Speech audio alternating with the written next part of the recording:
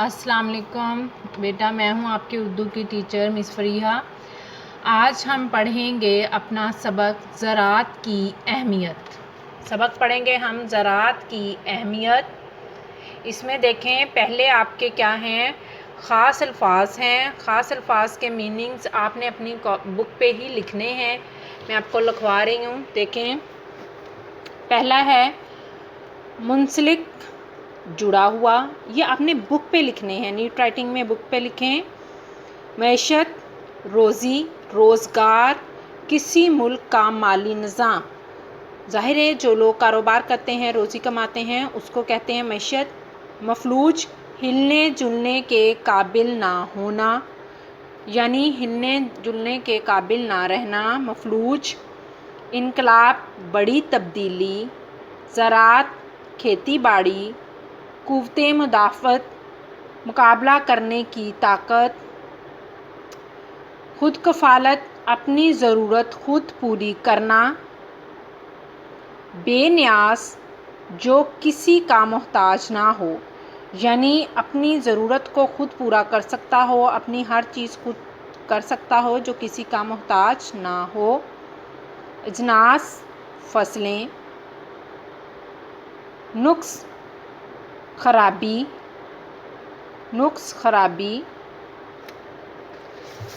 देखें आगे लेसन हम शुरू करते हैं। इस सबक में क्या है, ज़रात की अहमियत के बारे में बताया गया है कि ज़रात क्यों अहम है, ये कब से शुरू हुई, खेती बाड़ी कब से शुरू हुई, किसी मुल्क के लिए क्यों अहम होती है। हमारा मुल्क एक ज़रई मुल्क है, हम ऐसे मुल्क में रहते हैं जो ज़रई मुल्क है, तो इसलिए हमारे मुल्क के लिए ज़रात बहुत अहम है। ये हमारे मुल्क की तरक्की के लिए, हमारे लिए रीढ़ की हड्डी की हैसियत रखती है। इसके बगैर हमारा मुल्क तरक्की नहीं कर सकता। इस सबक में हम पढ़ेंगे ज़रात यानी खेती बाड़ी और इंसान का बहुत पुराना साथ है, यानी इंसान और खेती बाड़ी का बहुत पुराना साथ है। बल्कि अगर ये कहा जाए तो बेजा ना होगा, यानी बेजा ना होगा, गलत ना होगा कि जब से इंसान ने दुनिया में कदम रखा, यानी जब से इंसान इस दुनिया में आया, ज़रात का काम शुरू हो गया। जब तक ये दुनिया बाकी रहेगी, ज़रात की अहमियत बाकी रहेगी। यानी कि जब इंसान दुनिया में आया था तो ज़रात का काम शुरू हो गया। ज़ाहिर है उसे अपनी ज़िंदगी गुजारने के लिए, खाने पीने के लिए, पहनने ओढ़ने के लिए किसी चीज़ की ज़रूरत थी, तो उसने क्या किया, ज़रात का काम शुरू किया। और जब तक दुनिया बाकी रहेगी, ये ज़रात जो है ये हमारे लिए अहम रहेगी, क्योंकि इसके ज़रिए हम खाना पीना, पहनना ओढ़ना, लिबास, अपना बहुत सी चीज़ें जो हैं वो ज़रात पे बेस्ड होती हैं। इससे ही आगे बहुत सी चीज़ें बनती हैं, इसलिए ज़रात बहुत अहम है। इसकी वजह ये है कि इंसान ज़िंदा रहने के लिए खाने पर मजबूर है। ये ज़रात का शोबा ही तो है जो इंसानी खुराक पैदा करने में दिन रात लगा रहता है।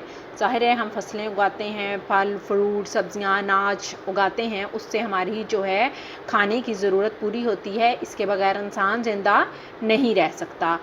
हमारा प्यारा मुल्क पाकिस्तान एक ज़रई मुल्क है, ठीक है, पाकिस्तान एक ज़रई मुल्क है। कुछ लोग होते हैं उनके पास इंडस्ट्रीज़ ज़्यादा होती हैं, कुछ मुल्क ऐसे होते हैं जैसे आप देखते हैं सऊदीया वगैरह, यहाँ तेल निकलता है तो उनकी मैशत जो है वो तेल पे बेस्ड करती है, सोने पे बेस्ड करती है। इसी तरह हमारा जो मुल्क है वो ज़रई मुल्क है, तो हमारी तरक्की जो है वो ज़रात पे बेस करती है, ठीक है। पाकिस्तान की तकरीबन 70% आबादी, 70% बहुत बड़ा हिस्सा होता है किसी मुल्क की आबादी का, 70% देहात में रहती है।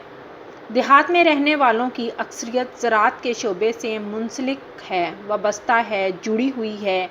ये लोग खेती बाड़ी करते हैं और मुल्क की ग़िज़ाई ज़रूरियात पूरी करने की कोशिश करते हैं। इनकी शबाना रोज़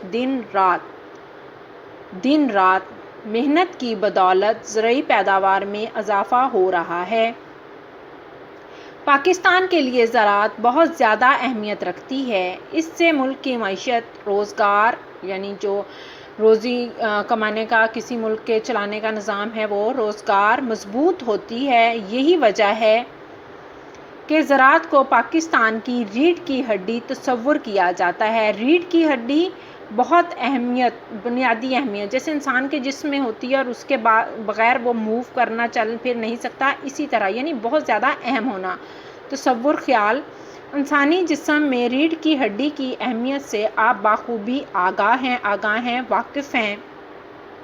اگر خدا نخواستہ ریڑھ کی ہڈی میں کوئی نقص، خرابی واقع ہو جائے تو انسانی جسم مفلوج ہو کر رہ جاتا ہے، ہلنے جلنے کے قابل نہ رہنا۔ بالکل اسی طرح ہمارے ملک کے لیے زراعت اہم ہے۔ اگر یہ شعبہ کمزور پڑ جائے تو اس سے ملک کمزور پڑ جاتا ہے۔ اس کے برعکس، اس کے الٹ، اگر زراعت کا شعبہ ترقی کرے تو اس سے ملک ترقی کرتا ہے۔ ظاہر ہے ہماری بیس جو ہے، ہماری ترقی جو ہے وہ ساری زراعت سے جڑی ہوئی ہے۔ وہ کہتا ہے کہ اگر زراعت کمزور ہو جائے گی تو ہمارا ملک بھی ترقی نہیں کر سکے گا۔ زندگی کے ہر شعبے میں سائنس کا عمل دخل دیکھا جا سکتا ہے۔ زراعت کے شعبے میں بھی سائنس نے انقلاب برپا کر دیا، تبدیلی کر دیا ہے۔ آج سے 30-40 سال قبل کھیتی باڑی کے سارے کام انسانی ہاتھوں اور ڈور ڈنگروں کی مدد سے انجام پاتے تھے۔ ڈور ڈنگر مال مویشی جیسے بیل وغیرہ ہوتے تھے، وہ کام کرتے تھے، ان کے ذریعے کام کیا جاتا تھا۔ کھیت میں ہل چلانے، کنویں سے پانی نکالنے، گندم کی گھائی یعنی گندم کرنے اور گنے سے رس نکالنے کے لیے تمام کاموں کے لیے ڈور ڈنگروں سے کام لیا جاتا تھا۔ اب سائنسدانوں نے کھیتی باڑی کے ہر کام کے لیے مشینیں ایجاد کر لی ہیں، یعنی سائنس نے اتنی ترقی کر لی ہے کہ پہلے جو کام جانوروں سے لیا جاتا تھا اب اس کام کے لیے بھی مشینیں ایجاد ہو گئی ہیں۔ ٹریکٹر ایک مشین ہے۔ ٹریکٹر کی مدد سے ہل چلایا جاتا ہے، پہلے بیلوں کی مدد سے چلایا جاتا تھا، تو مشین ایجاد ہو گئی ٹریکٹر، تو اب اس کی وجہ سے ہل چلایا جاتا ہے۔ ہارویسٹر فصل کاٹنے اور گاہنے کی ایک مشین کا نام ہے، گندم کاٹنے کے کام آتی ہے، کی مدد سے گندم کی کٹائی اور گھائی یعنی اگانے کا کام ایک ساتھ عمل میں آتا ہے۔ ٹیوبویل آپ نے دیکھے ہوں گے، ٹیوبویل سے کھیت سیراب کیے جاتے ہیں۔ پہلے بیلوں کے ذریعے کنویں سے پانی نکالا جاتا تھا، پھر کھیت سیراب ہوتے تھے، انہیں پانی دیا جاتا تھا، لیکن اب ٹیوبویل چلاتے ہیں اور کھیت سیراب ہو جاتے ہیں، یعنی اسے پانی دے دیتے ہیں۔ غرض کسان کے کام میں تیزی آ گئی ہے۔ یہ ہارویسٹر جو ابھی آپ نے پڑھا اس کی تصویر ہے، دیکھیں ایسا ہوتا ہے۔ اس سے کام پہلے کی نسبت تیز رفتاری سے ہوتا ہے۔ ظاہر ہے ٹریکٹر سے کام جلدی ہو گیا، اس کے بعد ہارویسٹر سے جلدی ہو گیا، اس کے بعد ٹیوبویل سے جلدی کام لگ گیا، تو جو کام کافی دنوں میں ہونا ہوتا یا دیر سے ہونا ہوتا تھا وہ جلدی ہو جاتا ہے۔ زرعی سائنسدان دن رات تجربات کرتے رہتے ہیں۔ وہ خوب سے خوب تر کی تلاش میں خوب سے خوب تر، بہتر سے بہتر کی تلاش میں نئے بیج نکالتے رہتے ہیں۔ یہ نئے بیج زیادہ پیداوار دیتے ہیں۔ اس کے علاوہ ان میں بیماریوں کے خلاف قوت مدافعت یعنی بیماریوں کے خلاف لڑنے کی طاقت بھی زیادہ پائی جاتی ہے۔ ان بیجوں کی بدولت فی ایکڑ پیداوار میں خاطر خواہ اضافہ ہوتا ہے۔ فی ایکڑ یعنی کہ جو اسی جگہ سے کم پیداوار ہوتی تھی اب اس سے زیادہ پیداوار حاصل کی جاتی ہے۔ اس اضافے سے ملک کو بہت زیادہ فائدہ ہوتا ہے۔ زیادہ پیداوار ہوگی تو ملک خوراک کے معاملے میں خود کفیل ہو جائے گا۔ خود کفیل ہونا، اپنی ضرورت آپ پوری کرنا، اپنی ضرورت خود پوری کر لینا، خود کفیل ہوگا۔ اسے خوراک کے معاملے میں دوسرے ملکوں کا محتاج نہیں ہونا پڑے گا، یعنی وہ ان بیجوں کے ذریعے خوراک اچھی پیدا کر لے گا تو انہیں دوسرے ملکوں سے خوراک منگوانے کی ضرورت نہیں رہے گی۔ اگر باہر سے خوراک درآمد کی جائے، درآمد کرنا منگوائی جاتی ہے جو باہر سے چیز کوئی، ٹھیک ہے، اگر باہر سے خوراک درآمد کی جائے تو اس پر قیمتی زرعی مبادلہ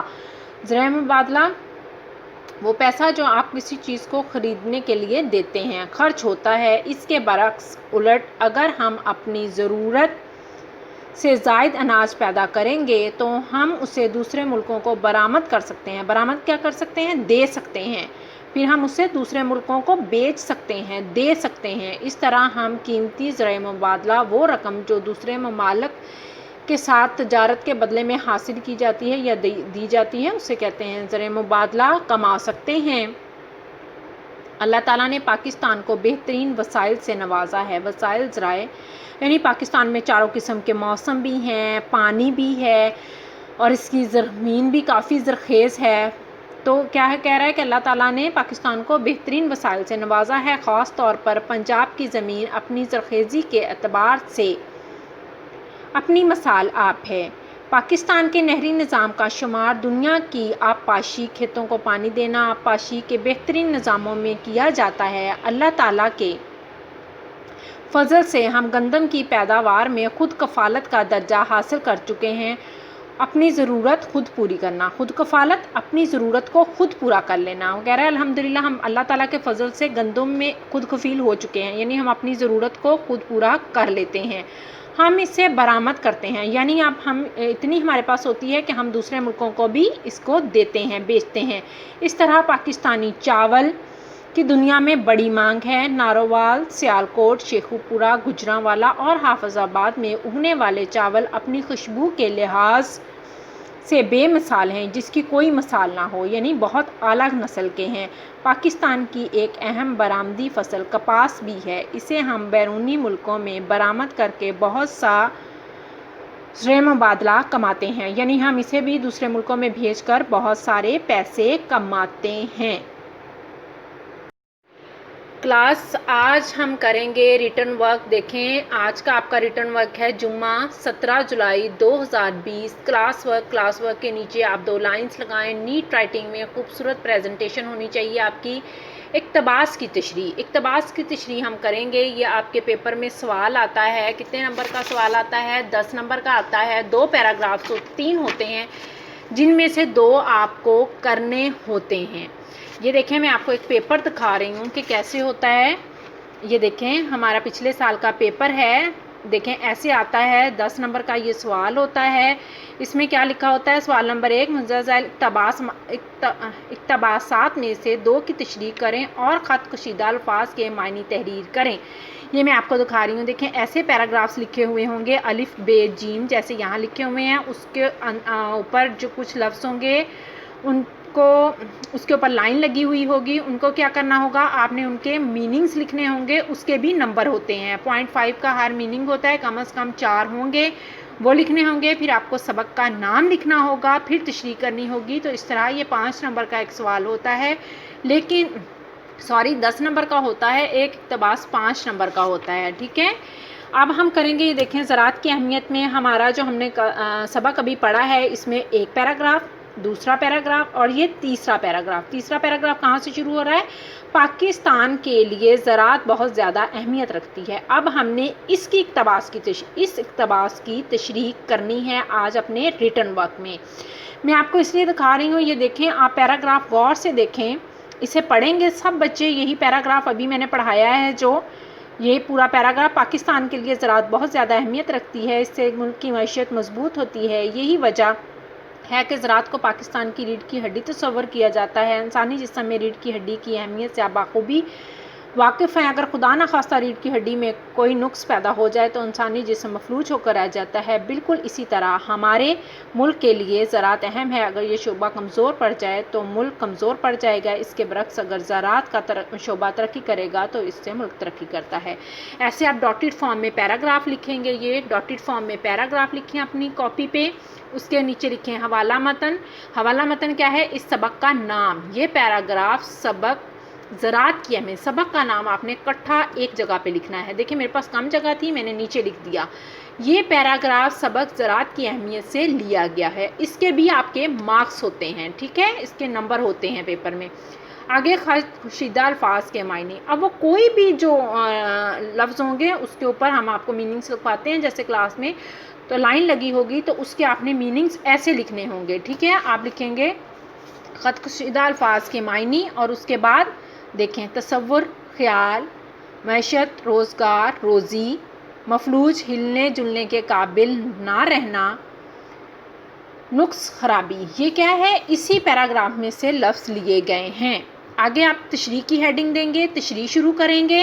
اس میں آپ کیا کریں گے بیٹا؟ پہلے آپ سبق کے بارے میں لکھیں گے کہ اس سبق میں کیا کہا گیا ہے. کچھ لائن سبق کے بارے میں لکھیں گے. یہ دیکھیں جیسے یہ اقتباس سبق زراعت کی اہمیت سے لیا گیا ہے۔ اس سبق میں زراعت کے بارے میں بتایا گیا ہے کہ زراعت کا شعبہ زندگی گزارنے کے لیے بہت اہم ہے۔ ہمارا ملک ایک زرعی ملک ہے، اس لیے ہمارے ملک کی ترقی کا دار و مدار زراعت پر ہے۔ ہمارے ملک کی ترقی کا دار و مدار زراعت پر ہے۔ ہماری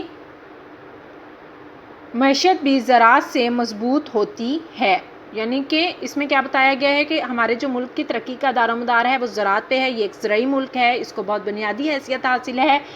ہم مختلف طرح کی اب اس میں جو ہیں چیزیں ہم اس میں خود کفالت بھی حاصل کر چکے ہیں۔ تھوڑا سا آپ چیپٹر کے بارے میں لکھیں گے کہ اس میں زراعت کی اہمیت کے بارے میں بتایا گیا ہے اور ہمارا ملک زرعی ملک ہے۔ ہم کس طرح آگے آپ اس کی تشریح شروع کریں گے۔ کس پیراگراف کی جو میں نے آپ کو ابھی پیراگراف بتایا ہے آپ کا تھرڈ پیراگراف ہے آپ کے چیپٹر کا، یہ ابھی جو ہم نے ریڈ کیا ہے اس کو آپ بے شک اپنے سامنے کھول کے بک رکھ لیں، یہ پیراگراف ہے اور پھر آپ اس کی تشریح کرنا شروع کریں۔ چونکہ پاکستان کے لیے زراعت بہت اہمیت رکھتی ہے، اس ملک کی معیشت بھی زراعت سے مضبوط ہوتی ہے، اس سے روزگار میں اضافہ ہوگا اور ملک ترقی کی راہ پر گامزن ہوگا۔ اب آپ نے بیٹا تشریح میں اکثر آپ یہ کرتے ہیں، آپ ویسے کی ویسے لائنز اٹھا کے لکھ دیتے ہیں، ایسا آپ نے نہیں کرنا، آپ تھوڑا سا اسے ایکسپلین کریں، ٹھیک ہے؟ یہی وجہ ہے کہ زراعت کو پاکستان کی ریڑھ کی ہڈی یعنی بنیادی ضرورت سمجھا جاتا ہے۔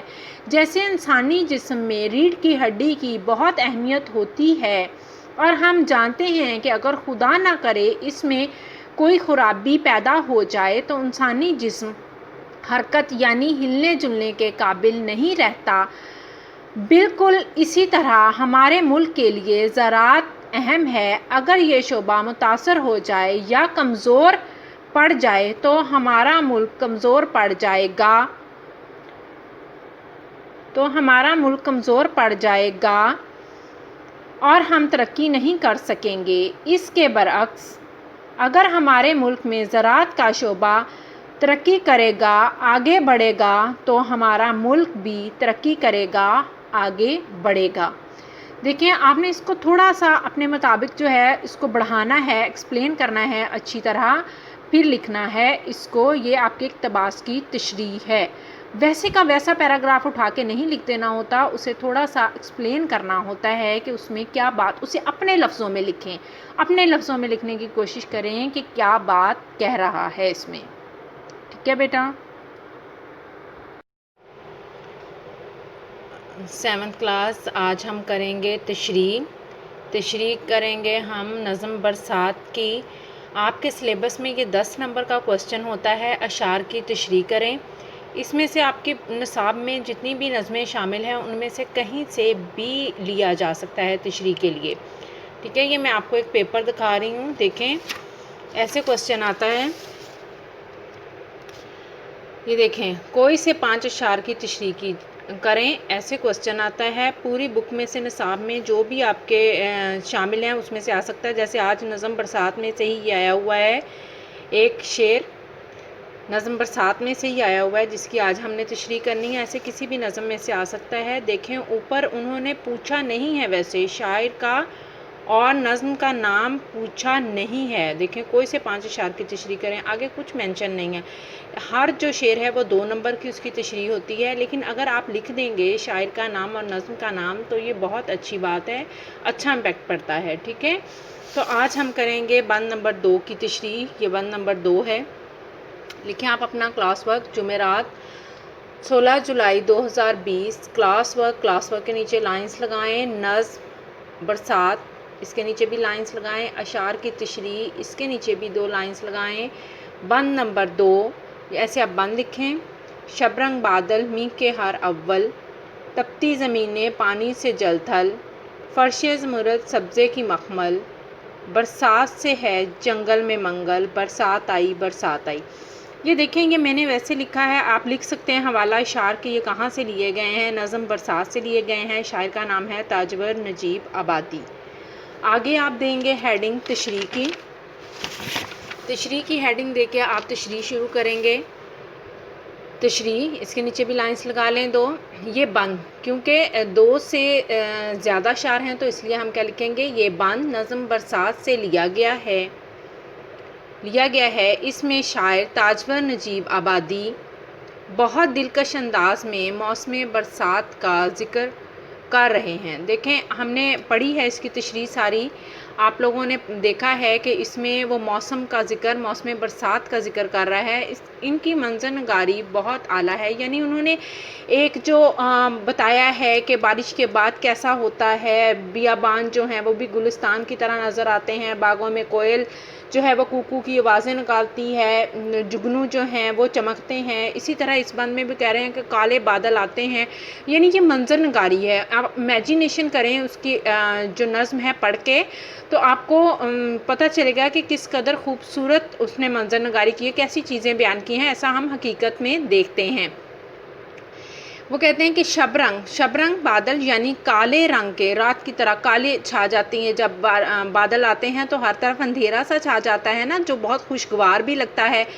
رنگ کے بادل آگے بڑھے اور ہر طرف چھا گئے. ان کالے بادلوں سے برسات شروع، یعنی بارش شروع ہو گئی. اتنی بارش ہوئی کہ جو زمینیں تپ رہی تھیں، ظاہر ہے بہت گرمی سے جو زمینیں تپی ہوئی تھیں، پیاسی تھیں، اس پر ہر طرف پانی ہی پانی ہو گیا. دیکھیں جیسے منظر ہے، ایک امیجینیشن کریں، دیکھیں ایک منظر ہے، بارش ہوتی ہے تو ہر طرف جو ایک پانی ہی پانی ہمیں نظر آتا ہے، گلی میں، محلے میں، کھیتوں میں، باغوں میں. گاؤں میں رہتے ہیں آپ، دیکھیں آپ کے جو کھیت ارد گرد ہرے بھرے، وہ ایسے لگتا ہے جیسے درخت پودے دھل گئے ہیں. ہر طرف بارش ہی بارش اور بارش کا پانی نظر آتا ہے، جو کہ خوبصورت لگتا ہے. اس سے پیاسی زمین جو تھی، تپتی زمین تھی، وہ بھی پر رونق ہو جاتی ہے. پر رونق کیسے ہو جاتی ہے؟ سرسبز ہو جاتی ہے، دھلی دھلی سی دکھائی دیتی ہے، کھلی کھلی سی دکھائی دیتی ہے. ٹھیک ہے، اس پر ہر طرف پانی ہی پانی ہو گیا. بارش کے برسنے سے ہر طرف زمرد یعنی سبزے، میں نے بتایا تھا نا زمرد سبز رنگ کا قیمتی پتھر ہوتا ہے، تو اس سے وہ کہہ رہا ہے کہ سبزے کا فرش بچھ گیا. بارش ہونے کی وجہ سے ہر طرف سبزے کا فرش بچھ گیا. جہاں تک نظر جاتی ہے پانی کے بعد سبزہ ہی سبزہ، یعنی یا تو پانی ہے، پانی کے بعد کیا ہے، جب پانی ختم ہوتا نظر آتا ہے تو کیا، سبزہ ہی سبزہ. ہر چیز خوبصورت نکھری ہوئی سرسبز نظر آتی ہے، سبزہ ہی سبزہ نظر آتا ہے، جو کہ بہت خوبصورت لگتا ہے. ظاہر ہے بارش کے بعد کا یہ منظر بہت حسین لگتا ہے. اس بارش سے ہر طرف رونق اور چہل پہل ہو گئی ہے. کیوں رونق اور چہل پہل ہو گئی ہے؟ کہ جو تپتی ہوئی زمینیں تھیں وہ بھی بارش کے بعد سرسبز دھل گئی ہیں. پودے، درخت، گھاس، لوگ، ہر چیز خوشگوار تبدیلی اس میں آ گئی ہے، تو وہاں چہل پہل اور رونق ہو گئی ہے. ایسا معلوم ہوتا ہے کہ جیسے اس بارش کے بعد جنگل بھی جاگ اٹھے ہیں. جنگل بھی جاگ اٹھے ہیں کا کیا مطلب؟ یعنی کہ جنگل، آپ تشریح کرتے ہیں نا، آپ لفظوں میں اس کو آگے سے آگے بہتر طریقے سے ایکسپلین کر سکتے ہیں. جاگ اٹھے ہیں یعنی بارش ہونے کی وجہ سے رونق ہو گئی ہے، پرندے چہچہا رہے ہیں، گھاس پھول رقص کر رہے ہیں، وہ خوش ہیں ہواؤں سے، اور سرسبز گھاس ہر طرف ہمیں نظر آ رہی ہے، پودے دھلے ہوئے ہیں. تو اس لیے وہ کہہ رہے ہیں ان سے بھی زندگی اور رونق نظر آتی ہے. ان میں بھی کیا ظاہر ہے کہ وہ ایک ڈل چیز تھی، پہلے گرمی سے ہر چیز تپی ہوئی تھی، ڈلنس تھی، اس میں رونق نہیں تھی، مرجھائی ہوئی تھی. لیکن بارش ہونے کی وجہ سے ایسے لگتا ہے کہ جیسے زندگی جاگ اٹھی ہے، ہر طرف رونق اور چہل پہل ہے. بارش ہے یعنی بارش آنے کی وجہ سے جو جنگل تھے ان میں بھی جو بیابان تھے، خاموشی تھی ہر طرف، وہ ٹوٹ گئی. اور کیا ہوا، ہر طرف جو ہے رونق پھیل گئی. ایسا لگتا ہے کہ جیسے جنگل میں بھی منگل ہو گیا، اور تپتی زمینیں بھی بہت دلکش اور خوبصورت نظر آ رہی ہیں. بارش ہونے کے بعد ہر چیز بہت خوبصورت اور دلکش ہو گئی ہے. یہ بھی آپ کا بیٹا آج کا ریٹن ورک ہے، آپ لوگوں نے نیٹ رائٹنگ میں اسے کاپی پہ کرنا ہے.